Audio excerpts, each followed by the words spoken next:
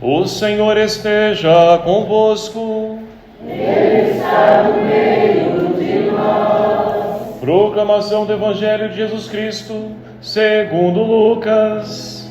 Glória a vós, Senhor.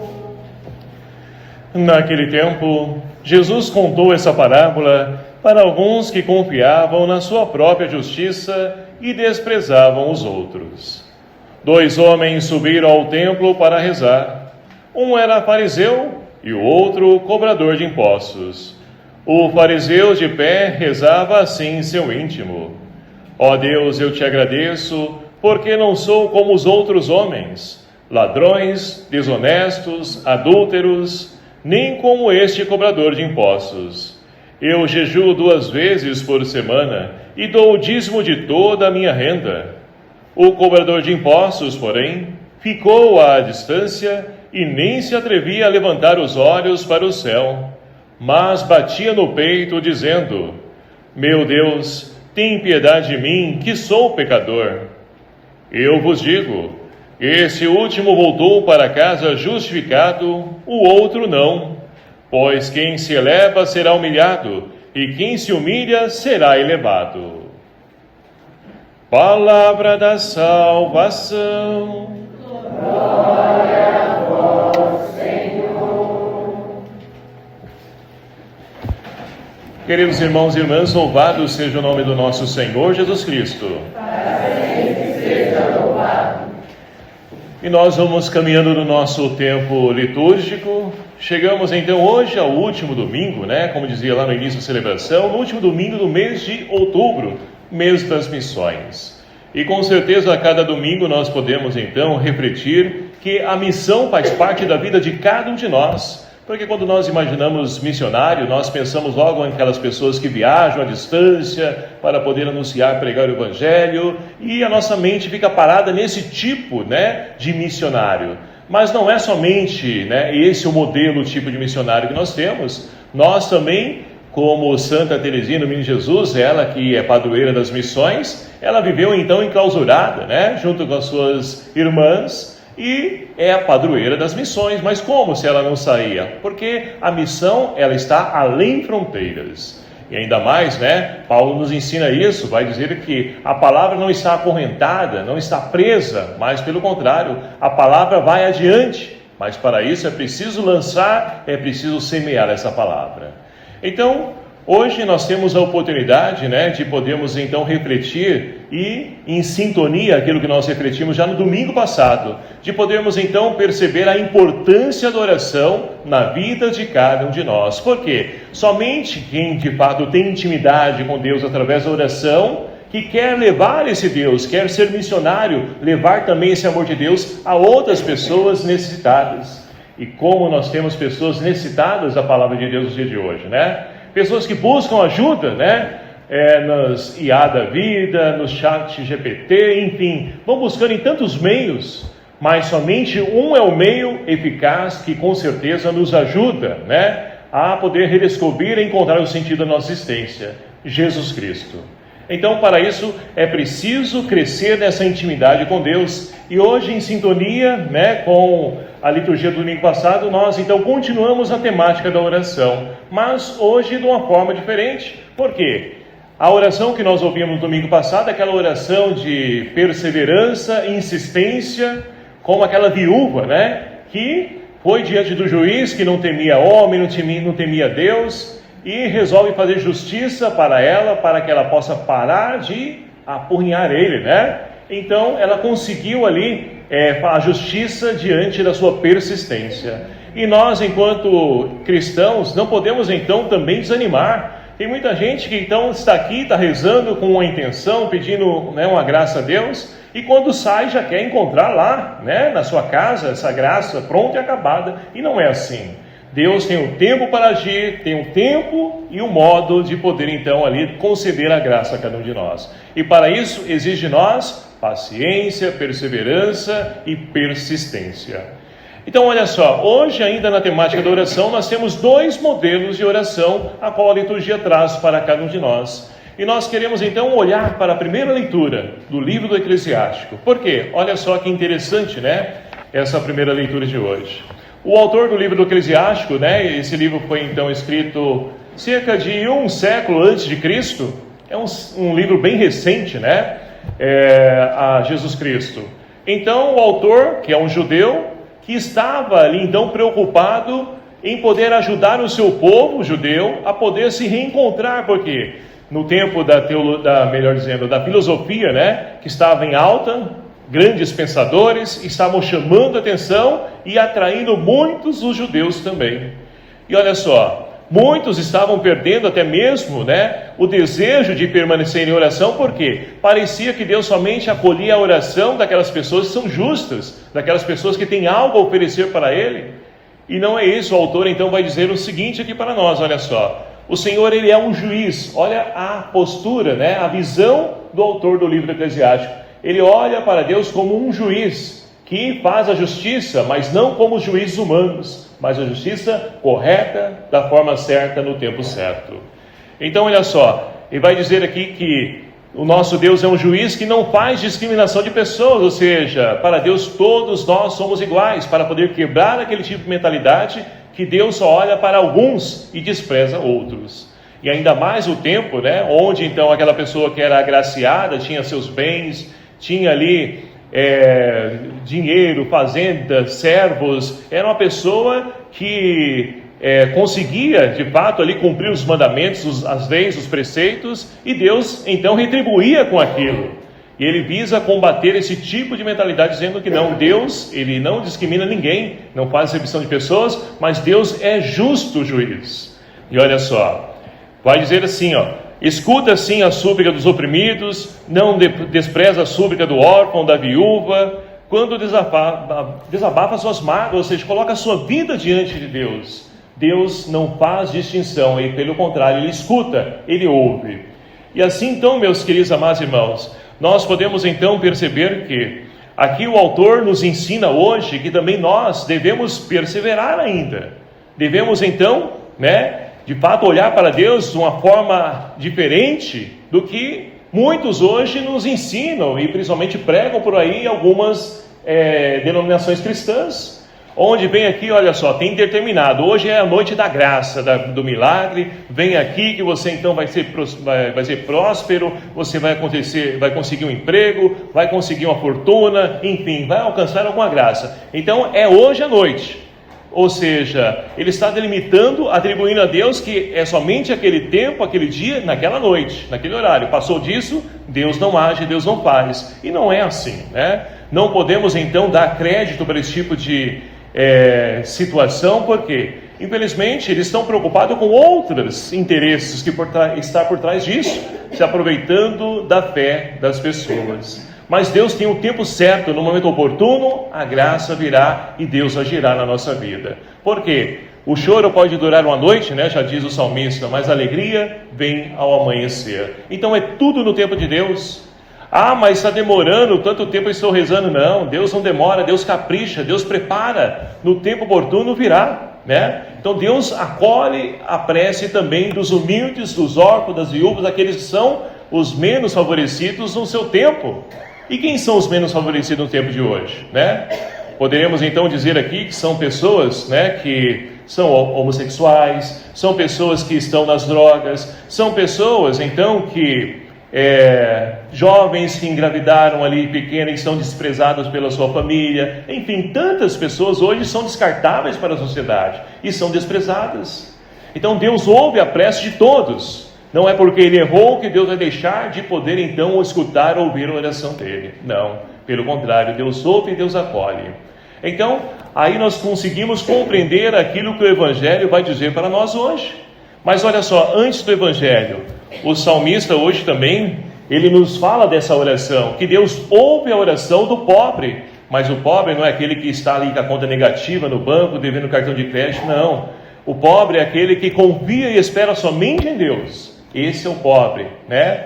Agora tem pessoas que são ricas, mas são pobres em espírito, porque não confiam em Deus, não acreditam em Deus, e eles mesmos por si mesmos podem resolver as suas coisas. É o que o Evangelho também vai nos mostrar. Mas enfim, o salmista nos convida a podermos então ter essa confiança em Deus, ter essa esperança nele, porque Ele não decepciona, Ele não nos abandona.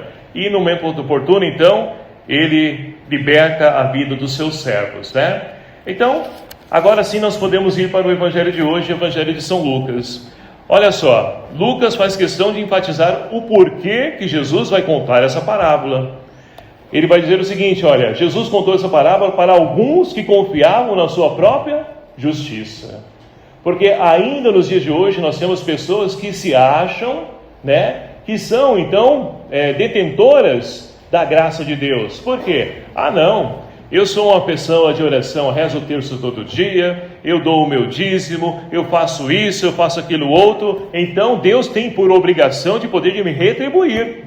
E olha só, nós podemos então perceber e entender que essa pessoa, né, são os fariseus nos dias de hoje. Olha só, né, o Evangelho. Então, olha só, 2 homens sobem ao templo para rezar, e um era fariseu, o outro era cobrador de impostos. Então nós temos aqui, né, uma distinção de pessoas, de classe de pessoas. Um era fariseu, aquele que era religioso, o importante, conhecedor da palavra de Deus, que vivia todos os preceitos, seguia as leis e que pagava o dízimo, jejuava, enfim, fazia, pintava e acontecia. Do outro lado nós temos aquele que era o cobrador de impostos. Quem eram os cobradores de impostos, né, no tempo de Jesus? Eram as pessoas, né, marginalizadas do seu tempo, porque cobrador de impostos era aquele que cobrava imposto, né, do Império Romano ou de outras pessoas, e com certeza para poder sobreviver ele tinha que cobrar algo a mais, para poder então retirar ali o seu salário, ou como diz, né, no dia de hoje, é a comissão dos vendedores, dos cobradores.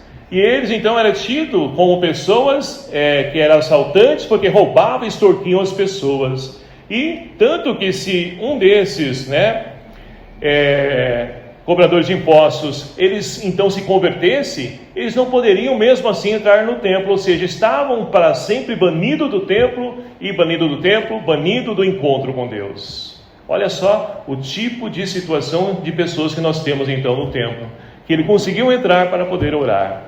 Mas olha só, o fariseu de pé, né, ele então rezava lá no seu íntimo: Deus, eu te agradeço, porque não sou como outros homens, ladrões, honestos, adúlteros, nem como esse cobrador de impostos. Eu faço jejum 2 vezes por semana, dou meu dízimo de toda a minha renda. Ou seja, essa é uma pessoa que então diz que cumpria todos os preceitos, e agora Deus tem que me retribuir tudo aquilo que eu faço. Ou seja, uma pessoa que somente olha por eu, é individualista, egoísta. E olha, hoje, infelizmente, nós temos muitas pessoas que também rezam dessa mesma forma. Eu não sou como aquele ladrão, eu não sou como aquela prostituta, eu não sou como esse, aquele outro, como político, enfim, não sou nenhum desses. Eu sou o bambambam, eu sou o melhor, eu sou o top dos tops. Então essa a mentalidade dessas pessoas, que por si mesmo ela acha que não precisa de Deus para salvar, porque ela realiza tudo aquilo que Deus pede nas leis, agora Deus tem que me dar. Então, aí nós vamos entender, né, essa segunda pessoa, e vamos entender aquilo que Jesus diz no finalzinho do Evangelho de hoje: esse último voltou para casa justificado. Mas por quê? Ele não era um cobrador de impostos? Sim, era um cobrador de impostos, pessoas que erravam, mas olha só, ele busca consertar, ele busca melhorar, ele busca se humanizar. E ele está lá, olha só, ele então fica, né, à distância, e a atitude dele nem se atrevia a levantar os olhos para o céu, porque era aquela pessoa que reconhecia que era pecadora e que não se atrevia nem a olhar para Deus, porque sabe que Deus é todo luz, que é todo santo, e ele, diante da sua sujeira, ele poderia então ali sentir, né, se sentir insatisfeito, ali sentir uma pessoa que não deveria estar ali, uma pessoa também marginalizada, excluída diante de Deus. Mas olha só, ele confia no Deus que faz justiça, que é um juiz por excelência. Então, ele simplesmente se coloca diante de Deus, não olha para Deus e diz: Senhor, tende piedade de mim. Ele reconhece que é falho, reconhece que então ele não deveria estar ali, não merecia estar ali, mas ele confia na misericórdia de Deus. Então, meus queridos amados irmãos, aqui está, para nós o grande diferencial, que torna esse homem justificado diante de Deus. Reconhecer que é falho, que é limitado, mas que precisa e pode confiar na misericórdia de Deus, essa que não falha. Então, aqui está para nós, esse dualismo, os dois tipos de pessoas, que infelizmente, podem nos ensinar tudo aquilo que deve ser a nossa postura enquanto cristãos, no nosso momento de intimidade com Deus, através da oração. Reconhecer que somos falhos, somos limitados, não somos merecedores de nada, mas a graça de Deus nos alcança. É essa figura, que nós temos na segunda leitura de hoje no apóstolo Paulo. Segunda leitura de hoje, quando nós então acabamos de ouvir, nós temos então Paulo que está preso lá em Roma e tem clareza de que está prestes a poder então ser ofertado como sacrifício, como oblação, Mas olha só, ele sabe que então, ele na sua confiança, na sua perseverança, ele fez aquilo que então tinha que fazer. E agora, não por méritos dele, mas pela graça, pela misericórdia de Deus, ele foi justificado pela fé em Jesus Cristo, que nos amou, se entregou por amor a cada um de nós, e ele está então ali prestes a poder receber a coroa da justiça, que está reservada para todos aqueles que também trilharem e seguir os caminhos de Jesus. Então Paulo é uma pessoa clara, esclarecida, que tem consciência de que essa salvação de Deus é para todos, não somente para ele, porque ele tem mérito, não, mas ele correu, ele combateu o bom combate, e por isso ele vai receber esse prêmio que está reservado para todos aqueles que buscam essa santificação, que buscam essa justificação diante de Deus. Então, queridos amados irmãos, a liturgia de hoje então nos enriquece, para que nós possamos mais uma vez, olhar para a nossa vida e perceber se nós então, primeiramente, nós temos uma vida de oração. Mas não tem tempo, mas eu não consigo, eu não sei rezar o terço, eu não sei. Não, a oração não é somente isso. Nós temos mais variados tipos de oração, a leitura com a palavra, a oração do terço também. Nós temos outras orações e a oração fundamental, que é aquela que brota do nosso coração. Senhor, eu estou aqui hoje nessa celebração, mas olha só, estou com meu coração partido, porque no decorrer da semana tive esse problema, tive esse atrito com um ente querido, um familiar, um irmão do trabalho, enfim, estou aqui dessa forma. Mas Senhor, eu não quero continuar assim, eu quero melhorar, eu quero superar isso, ajuda-me, Senhor. Então, olha só que brilhante, E é essa oração que de fato entra no coração de Deus e atravessa as nuvens, porque é a oração que brota ali do coração. Não estou menosprezando as orações que nós repetimos, Ave Maria, o Pai Nosso e outras orações tantas que nós fazemos, mas essa oração que deve de fato brotar do nosso coração, que é a fundamental, porque coloca a nossa vida nas mãos de Deus, a nossa confiança em Deus. E uma outra oração fantástica, Salmo 50, Senhor, tende piedade de nós. Esse salmo, no tempo da quaresma, muitos padres pedem para a gente poder rezar ele, mas é um salmo que devemos rezar sempre, porque nos coloca no nosso devido lugar, que nós somos pecadores falhos e podemos confiar na misericórdia de Deus, que essa não nos abandona. Mas Deus dá sempre a oportunidade de podermos escrever uma nova história. Então, é uma oportunidade que nós temos de poder refletir sobre a nossa oração, se estamos rezando. Se não estamos, vamos iniciar esse processo, esse caminho. Vamos nos colocar na presença de Deus, na intimidade com Ele, para que crescendo na oração, nós possamos então fazer a oração correta. Olhar, será que eu estou ali, Senhor, agora estou rezando, um rosário, as 1000 Ave Marias, acordo lá com o Frei Gilson, 3 horas da manhã, estou rezando, mas, peraí, Senhor, agora o Senhor tem que me dar, não. Nós estamos fazendo porque nós queremos melhorar. E não que Deus precise da nossa oração, Deus não precisa de nada. Somos nós que precisamos da oração para poder tornar-nos melhor e colocar-nos no nosso devido lugar, porque somos nós que precisamos de Deus. E confiando e precisando dele, com certeza ele vai atender aquilo que nós então necessitamos. Então, que nós possamos refletir sobre a nossa oração, como está sendo ela. Que não seja uma oração de fariseu, mas que seja uma oração daquele publicano, do humilde, do simples, que confia, espera e acredita em Deus. Porque Deus não nos abandona, Ele vem no momento oportuno fazer justiça e conceder aquilo que nós necessitamos para a nossa vida. Louvado seja o nome do nosso Senhor Jesus Cristo. Assim seja.